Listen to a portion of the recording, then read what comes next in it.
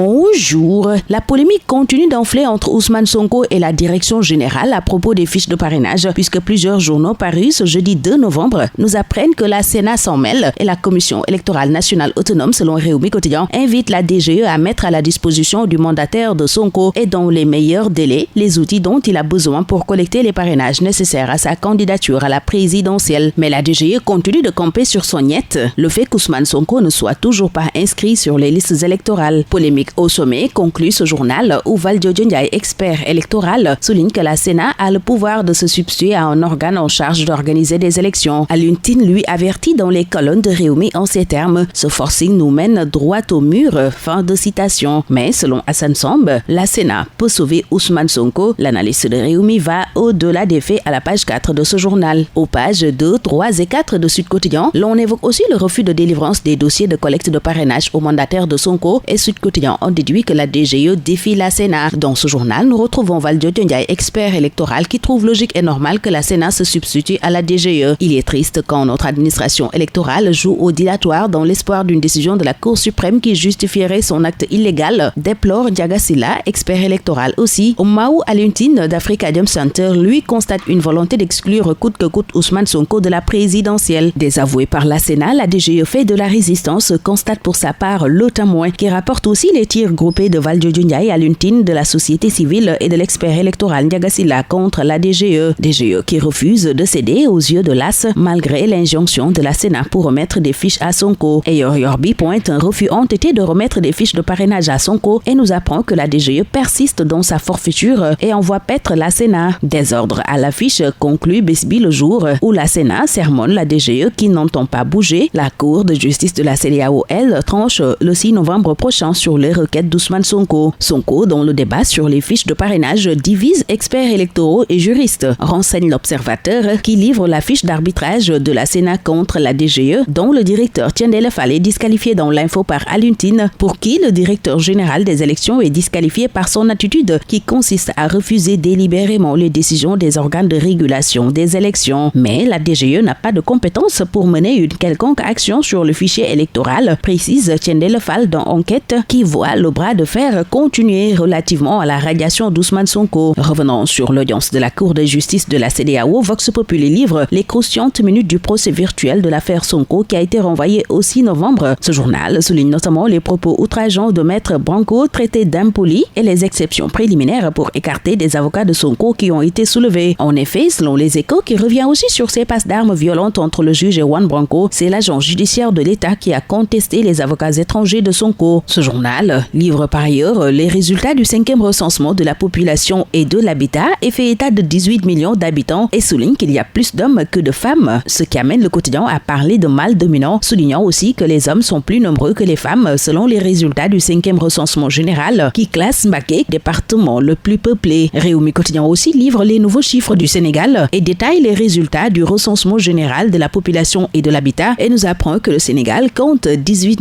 32 473 habitants et dans Vox Populi, les noms recensés font enfler la polémique, mais le directeur des statistiques démographiques et sociales rassure que toutes les personnes n'ayant pas été recensées sont estimées et reversées dans la population. Population dominée par les 19 ans et 35 ans selon Besbi le jour, qui parle par conséquent de Sénégal des jeunes. Au même moment où Walf Quotidien annonce un rapatriement massif de migrants sénégalais en Espagne, pendant que plusieurs journaux, dont Libération, nous apprennent que Papito Kara et 5 autres jeunes sont morts sur le chemin de l'Espagne. La nouvelle a eu l'effet d'une bombe sur les réseaux sociaux, souligne ce journal, qui rappelle qu'en août 2022, Papito Kara, qui faisait la revue des unes détournées de journaux, notamment l'Observateur, avait été placé sous mandat de dépôt par le juge du 2e cabinet pour diffusion de fausses nouvelles, mais aussi effacement, modification, fabrication et introduction de données informatiques. Sorti de prison en janvier 2023, il avait été placé sous contrôle judiciaire, souligne Libération, journal qui livre aussi une affaire d'accaparement d'un terrain de 374 mètres carrés situé à Sicap Liberté 2. Un braquage foncier selon ce journal qui renseigne que décédé en août 2009, Serine Gourassey avait acheté le terrain pour ses enfants en 1995. En 2002, les héritiers ont été surpris de constater des travaux entamés sur le site par un promoteur qui brandit un acte de vente qu'aurait signé feu Serine Gourassey le 26 novembre 2021, soit 12 ans après son décès. Et selon ce journal, une enquête judiciaire confirme le scandale et aussi accable la conservation foncière après une plainte des héritiers. Le dossier entre les mains du parquet, renseigne Libération. Libération qui signale, dans l'affaire du présumé homosexuel exhumé et brûlé à Léona Niassène, 13 suspects aussi entre les mains de la police. La Tribune parle de 11 individus arrêtés et 2 cerveaux en fuite en Gambie et au Mali. Et l'Observateur dévoile les secrets de l'enquête de cette dépouille brûlée à Léona Niassène. Ce journal nous parle ainsi des 7 mineurs arrêtés et de l'auteur du coup de fil qui a mis le feu aux poudres avant de souligner que le cerveau qui est en fuite a été localisé en Gambie. Il est membre d'une grande famille religieuse à Kaolack selon l'Observateur qui signale Interpol à ses trousses. Amadou Ba, lui, a promis monts et merveilles à Mbour selon l'AS. Et Critique nous apprend que ce même Amadou Ba rêve d'un coup KO à la prochaine élection présidentielle. Utopie politique ou surenchère électorale, s'interroge par conséquent ce quotidien au moment où le quotidien national Le Soleil nous apprend le lancement des travaux d'aménagement de la zone économique spéciale intégrée de Diass par le président Macky Sall qui a invité à l'occasion la jeunesse à saisir les opportunités d'emploi offertes sur place au lieu de se lancer dans une aventure sans issue en Europe. Il n'y a pas de développement sans industrie, ajoute le président Macky Sall dans l'Astre de Anne. Dans Réumi Quotidien version sport, l'on s'intéresse aux CAF Awards 2023 et ce journal nous apprend que Sadio Mané et Pape Matar Sarr sont nominés pour le Ballon d'Or africain. Et Stade, le quotidien du sport, retient de ces CAF Awards 2023 que le Sénégal est fortement représenté, se penchant sur les 30 nominés. Ama Baldé au même moment rassurait ses fans et promet de ramener la couronne à Pikine, rapporte Sunulamb, où prend fin ce tour des journaux. Très bonne lecture, excellente journée à tous.